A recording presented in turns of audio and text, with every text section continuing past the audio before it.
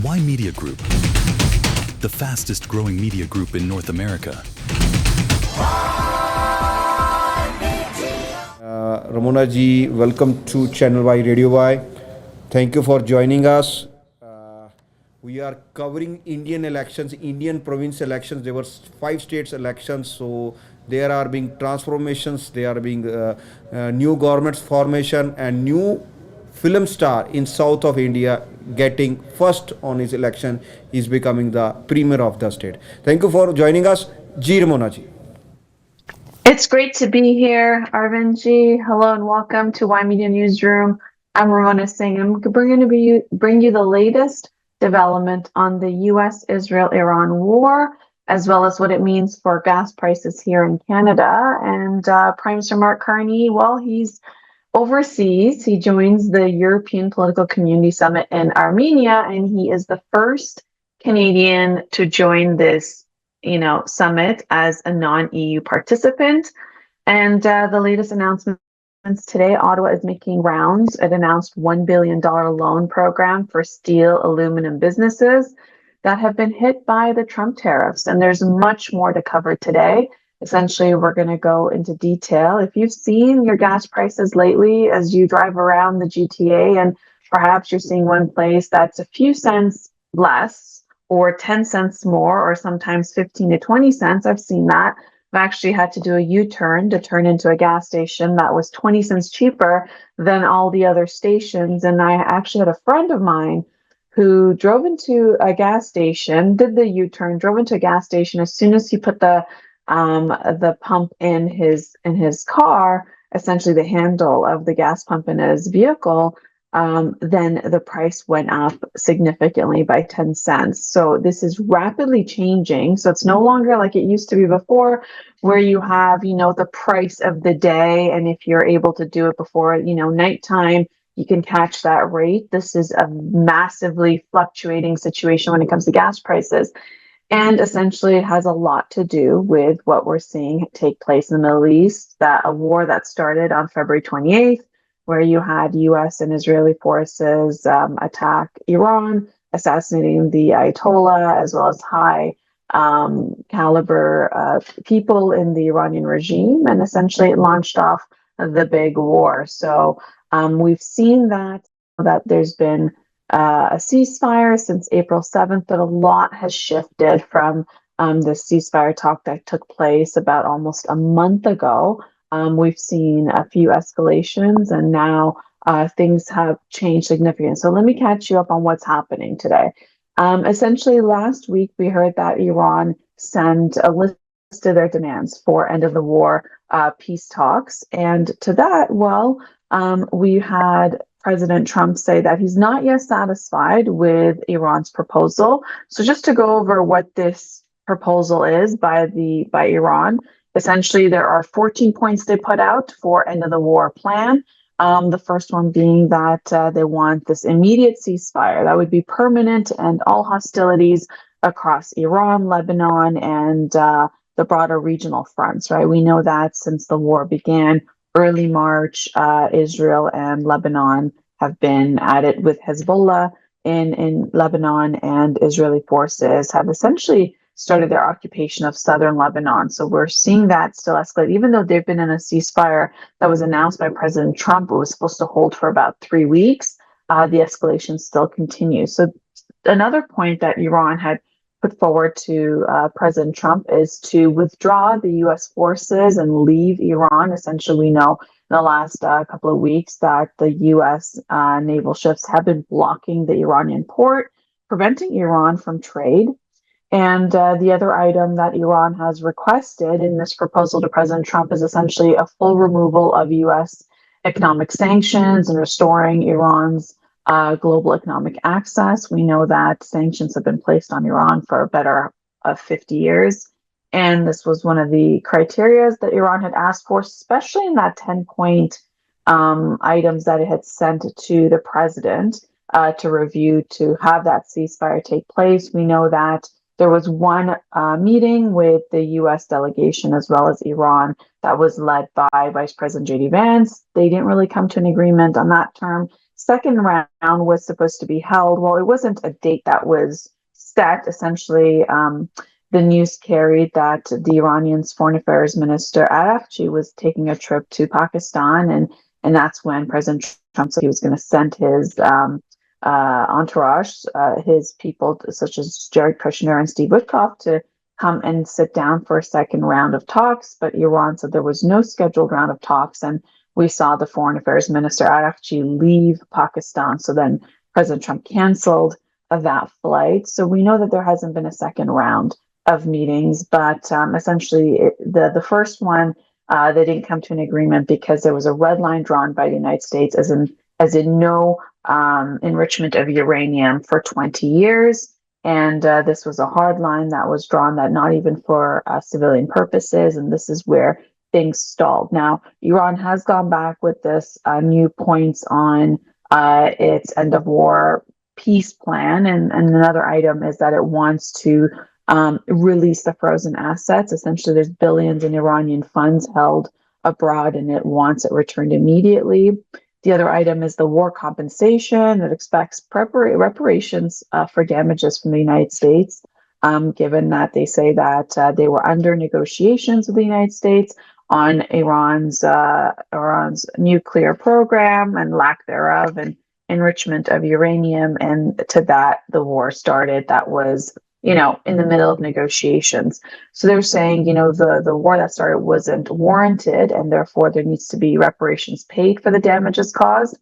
And I guess the biggest item that has been, that the world's been watching and has been affected by, is the blockade around the Strait of Hormuz. Essentially, Iran is saying that the U.S. must lift naval pressures, leave the area, leave the Iranian port, restore normal shipping. And essentially, Iran is proposing that it wants to now, implement a new system where it manages the Strait of Hormuz, and wants the United States to essentially buy into it as part of this peace agreement.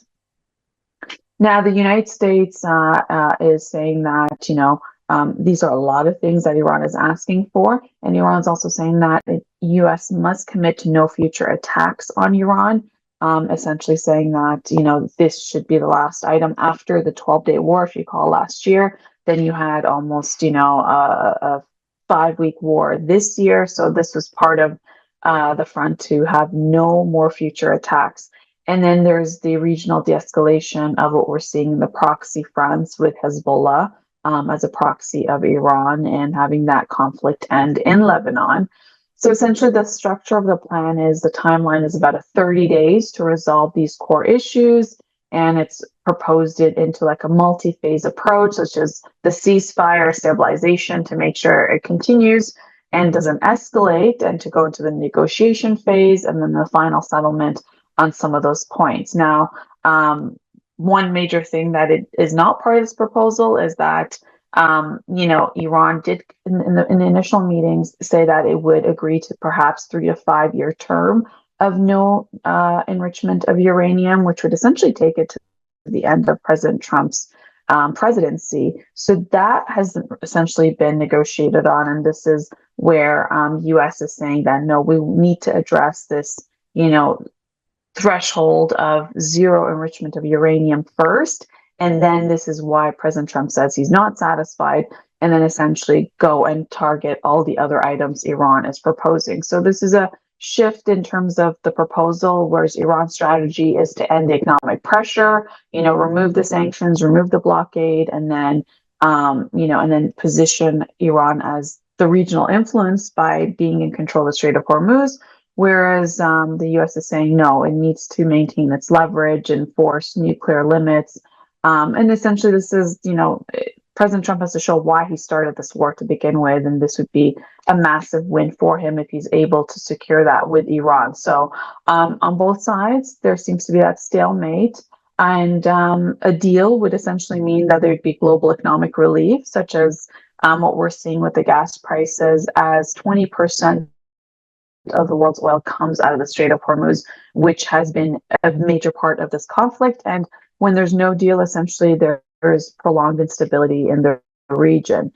So now we are seeing some shifts take place today, where essentially Iran is signaling that is actively preparing for potential military escalations during this tension with the United States in the Strait of Hormuz. A few things have shifted in terms of some escalatory movements from Iran's side. Essentially, Iran has warned it will attack U.S. forces if they enter the waterway, because President Trump announced today that he would essentially guide naval ships through the Strait of Hormuz. And then there was more clearance made that no, it doesn't mean there's going to be more U.S. personnel and vessels. It just means it's going to guide in terms of give information of which way to go. So this is, and we know Iran has now escalated its pressure on the Strait of Hormuz.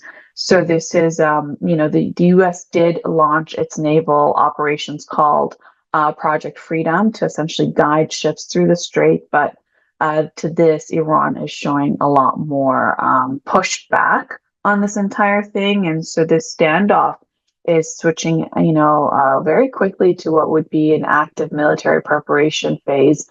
We know that UAE essentially had one of their vessels attacked, so, and they have made very clear announcements of that. So if you just want to go over what's happened so far, right? So you have the Strait of Hormuz. It's been blocked now for a little over 2 months. Hundreds of ships used to go through the Strait of Hormuz daily. Now we have hundreds of ships that are stranded. And Iran is demanding that all ships must coordinate with Iran. Meanwhile, the president is saying that, the U.S. will actively give information on how to guide these ships through the Strait of Hormuz. So this is, again, it's a standoff. We've seen, hundreds of ships stranded. That means thousands of crew members impacted on these ships. We know that oil prices are skyrocketing as the market does react, and that's why we're seeing it in our neighborhoods, things fluctuating, which essentially will add up to the price of goods at the grocery store. So, and in this two months of this war, Iran has essentially blocked nearly all shipping into and out of the Gulf region, which has affected the GCC countries when it comes to their production and their output of their oil. So this is a massive thing when it comes to the control of the Strait of Hormuz, which essentially means it controls oil and shipping way, right? For 20% of the world's access to the area that relies on oil. So this is massive on both sides. The naval confrontation is extremely high. As Iranian state media has said that it has struck 2 U.S. naval ships. The U.S. has denied anything of that mattering of occurring. So this is, there's a conflict on what's been announced in the media today. But, one side is saying U.S. naval ships have been attacked. The U.S. is saying no such thing has occurred. Meanwhile, the GCC countries are condemning Iranian attacks on UAE oil tankers. So this happened earlier today, and to that, Secretary General of Gulf Cooperation Council of the GCC, his name is Jassim Mohammed Al-Badwawi. He announced that it's the strongest terms that Iranian attack on Emirati oil tanker during the transit in the Strait of Hormuz. What he said is that it's like piracy, and that Iran should stop immediately. So Iran has now escalated its response to the GCC nations like it did prior to April 7th's ceasefire. So this escalation to its neighbors is a warning that it's going to escalate the situation unless President Trump, I guess, comes to some term on the negotiations. So we went through a period of stalemate between the two countries, and essentially no end date to the war, and no peace plan, and essentially no end to the closure of the Strait of Hormuz. And now this escalation looks like it might either restart things or perhaps get everybody down to the table for a second round of talks. Now, the UAE has intercepted what they say 3 missiles fired from Iran over its territorial waters, with a 4th one crashing into the sea. The Gulf County's defense minister said that this was the first report of Iranian attacks since the ceasefire, since last month. The civil defense team was deployed from the UAE and immediately contained what they said was a blaze at the Fujairah location. And so to this, essentially the statement by the GCC website is been posted today that the continuation of these brutal Iranian attacks by targeting ships passing through the strait is piracy and serious extortion of security of sea lanes and strait. Essentially saying that they're in full solidarity with the UAE. Even Qatar made a statement about this as well, that they condemn Iran's actions. So perhaps this is to, create some sort of pressure on the United States to come to table and to end this war. We know that the UAE essentially left OPEC as of May 1st.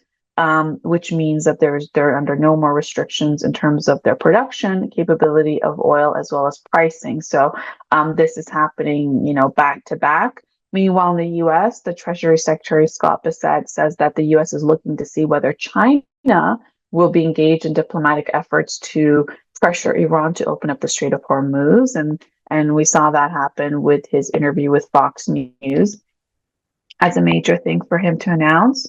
And, President Trump is saying essentially he's fed up with no deal and no war stalemate and with Iran. So we're seeing this kind of escalation take place. Now, President Trump, has said that he's going to help navigate the different vessels through the area. And to that, you had CENTCOM, which essentially, is there in the Seaway, which is the U.S. military support. They did say that what they could do is they can essentially increase by 15,000 troop members and essentially cover 100 land and sea-based aircraft. So that, and with warships and drones, so CENTCOM has said they're ready to do that. But this is a very moving, delicate situation in terms of where this could go and how this could proceed. We're going to take a quick break. We'll be right back, and we'll continue the news from the newsroom.